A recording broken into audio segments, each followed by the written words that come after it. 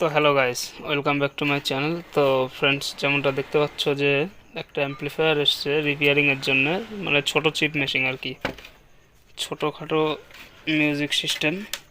তো এটার সমস্যা হচ্ছে যে দেখো আমি এসি কেবিলটা দিচ্ছি, তো দেখতে পাচ্ছ এসি কেবিলটা দেবো, তো এটাতে সমস্যা হচ্ছে কি কারেন্ট আসছে না।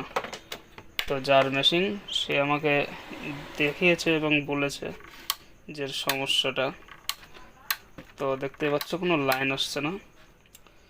তো এই অ্যাম্পলিফায়ারটা আমি খুলে যা প্রবলেম আছে সেটা সারানোর চেষ্টা করব। তো তাহলে লাইনটা আমি দিচ্ছি। তো ফ্রেন্ডস, একটা ট্রান্সফরমার এনে রেখেছি আমি, বেঙ্গলের 600 মিলি অ্যাম্পিয়ারের ট্রান্সফরমার আছে এটা। তো সাধারণত এই অ্যাম্পলিফায়ারগুলো এইরকম ট্রান্সফরমার লাগানো থাকে।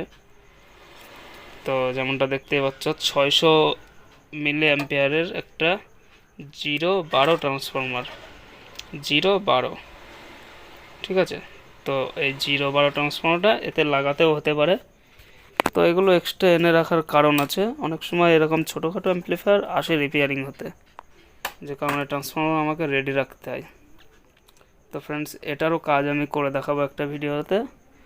আপাতত এটার 4টে স্ক্রু খুলবো। তো দেখতে পাচ্ছ সিল পুরো এখনও অবধি খোলা হয়নি, এটা প্রথমবার খোলা হবে। তার প্রবলেমগুলো আমরা দেখব। তো এখনও এটা কারেন্ট দেওয়া আছে, লাইন দেওয়া আছে, কিন্তু এটাতে কারেন্ট আসছে না। তো আমরা অফ করে নিলাম, মোবাইলটা স্ট্যান্ডে দিয়ে নেব, এবং তাতালটা হিট হয়ে যাচ্ছে প্রায়, খুলে নিই, তারপরে তোমাদেরকে দেখাচ্ছি স্টেপ বাই স্টেপ প্রবলেম কী করে দেখতে হয়।